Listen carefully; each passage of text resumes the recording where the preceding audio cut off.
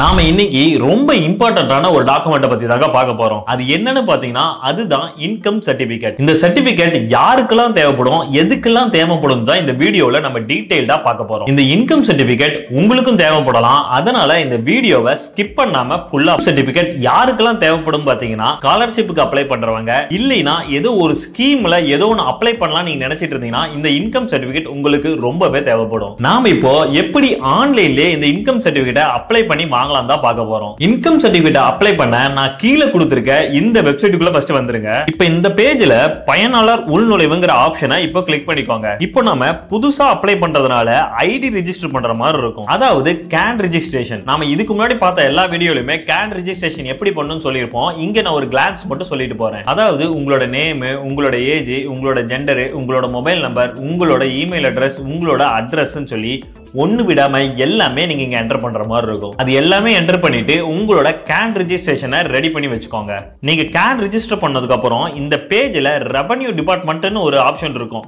அதை கிளிக் பண்ணிக்கோங்க. இப்போ நெக்ஸ்ட் பேஜ்ல இன்கம் சர்டிபிகேட்னு ஒரு ஆப்ஷன் இருக்கும். அதை இப்போ கிளிக் பண்ணிக்கோங்க. இப்போ இந்த பேஜ்ல என்ன டாக்குமெண்ட்லாம் தேவைப்படும், ஃபீஸ் எவ்வளவுன்னு சொல்லி டீடைல்ஸ் எல்லாம் இருக்கும். அது எல்லாமே ஒரு டைம் செக் பண்ணிக்கோங்க. இங்க நீங்க ஃபீஸ் 60 ரூபீஸ் கட்டுற மாதிரி இருக்கும். இது எல்லாமே நீங்க செக் பண்ணிட்டு ப்ரொசீட்னு சொல்லி ஒரு கீழே ஒரு ஆப்ஷன் இருக்கும். அதை இப்போ கிளிக் பண்ணிக்கோங்க. நாம ஏற்கனவே ஐடி ரெஜிஸ்டர் பண்ணதுனால ஆதார் நம்பர் என்டர் பண்ணி இங்க சர்ச் பண்ணிக்கலாம். ஐடி ரெஜிஸ்டர் பண்றதுனா என்னன்னா நாம அங்க கேன் ரெஜிஸ்டர் பண்ணோம் இல்லீங்களா, அதுதான். அந்த கேன்டே நாம நம்மளோட பேசிக் டீடைல்ஸ் எல்லாமே என்டர் பண்ணிருப்போம். அதனால இப்போ நம்ம நம்மளோட ஆதார் கார்டை இங்க கொடுத்து நாம ஓபன் பண்ணிக்கலாம். இப்போ இங்க உங்களோட ஆதார் கார்டை என்டர் பண்ணி கீழே இருக்க சர்ச்ங்கிற பட்டனை கிளிக் பண்ணிக்கோங்க. இதுல உங்களோட கேன் ரெஜிஸ்டர் ஆகியிருக்கா இல்லையான்னு நீங்க இதுலயே பாத்துக்கலாம். சப்போஸ் ரெஜிஸ்டர் ஆகியிருந்தா உங்களோட கேன் நம்பர் இங்க ஷோ ஆகும். அதை கிளிக் பண்ணிட்டு இப்போ கீழே இருக்க அந்த ப்ரொசீடிங் பட்டனை மறுபடியும் கிளிக் பண்ணிக்கோங்க. இப்போ இந்த பேஜ்ல ப்ரீஃபில்டாவே நிறைய இன்ஃபர்மேஷன் இருக்கும். அதை அப்படியே ஸ்க்ரோல் பண்ணிட்டே வந்தீங்கன்னா மெம்பர்ஸ் டீடைல்ஸ்னு ஒரு ஆப்ஷன் இருக்கும். அதுல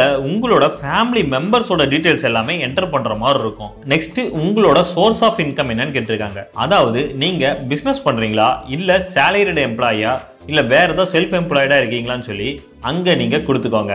நெக்ஸ்ட் உங்களோட மந்த்லி இன்கம் எவ்வளவுன்னு கேட்டிருக்காங்க. நீங்க எவ்வளவு மந்த்லி ஏர்ன் பண்றீங்களோ அந்த இன்கம் இங்க என்டர் பண்ணிக்கோங்க. நெக்ஸ்ட் உங்களோட ஆனுவல் இன்கம் எவ்வளவுன்னு கேட்டிருக்காங்க. வருஷம் நீங்க எவ்வளவு மேக் பண்றீங்க, இல்லைனா எவ்வளவு ஏர்ன் பண்றீங்கிற டீடைல்ஸை இங்க கரெக்டா என்டர் பண்ணிக்கோங்க. இது எல்லாமே கரெக்டா என்டர் பண்ணிட்டதுக்கு அப்புறம் கீழே சப்மிட்னு ஒரு பட்டன் இருக்கும். அதை இப்போ கிளிக் பண்ணிக்கோங்க. இப்போ நெக்ஸ்ட் பேஜ்ல நாம டாக்குமெண்ட்ஸ் எல்லாமே அப்லோட் பண்ற மாதிரி இருக்கும். என்ன டாக்குமெண்ட்லாம் அப்லோட் பண்ணணும்னு பாத்தீங்கன்னா ஃபர்ஸ்ட் ஒன்ல என்ன சொல்லிருக்காங்க, போட்டோன்னு சொல்லிருக்காங்க. நம்பர் 1ல நீங்க போட்டோவை இங்க ஆட் பண்ணிடுங்க. நம்பர் 2ல உங்களோட அட்ரஸ் ப்ரூஃப் கேட்டிருக்காங்க. அதுல உங்களோட ஆதார் கார்டு, இல்லைனா உங்களோட லைசன்ஸ், இல்லைனா உங்களோட ஓட்டர் ஐடி, அந்த மாதிரி உங்களோட அட்ரஸ் இருக்க ஏதோ ஒரு ப்ரூஃபை இங்க அப்லோட் பண்ணிடுங்க. தேர்ட் ஒன்ல ரேஷன் கார்டு கேட்டிருக்காங்க. அதுல உங்க ரேஷன் கார்டு இல்லைனா உங்ககிட்ட ஸ்மார்ட் கார்டு இருந்தா அந்த ஸ்மார்ட் கார்டை இங்க அப்லோட் பண்ணிடுங்க. அதுக்கப்புறம் செல்ஃப் டிக்ளரேஷன் ஃபார்ம் கேட்டிருக்காங்க. செல்ஃப் டிக்ளரேஷன் ஃபார்முக்கு எங்க போறதுன்னு யோசிக்காதீங்க. அங்கேயே அவங்களே ஒரு டாக்குமெண்ட்ல செல்ஃப் டிக்ளரேஷன் ஃபார்மை கொடுத்துருப்பாங்க. அந்த ஃபார்மை நீங்க டவுன்லோட் பண்ணணும். ஃபர்ஸ்ட் அதை டவுன்லோட் பண்ணதுக்கு அப்புறம் அதுல நீங்க எல்லாமே படிச்சு பார்த்துட்டு கையெழுத்து போடணும். கையெழுத்து போட்டதுக்கு அப்புறம் தான் நீங்க மறுபடியும் அதை அப்லோட் பண்ற மாதிரி இருக்கும். அது எல்லாமே செக் பண்ணிட்டு கரெக்டா இருக்கான்னு ஒரு டைம் பார்த்துட்டு கையெழுத்து போட்டுட்டு அதுக்கப்புறம் அப்லோட் பண்ணுங்க.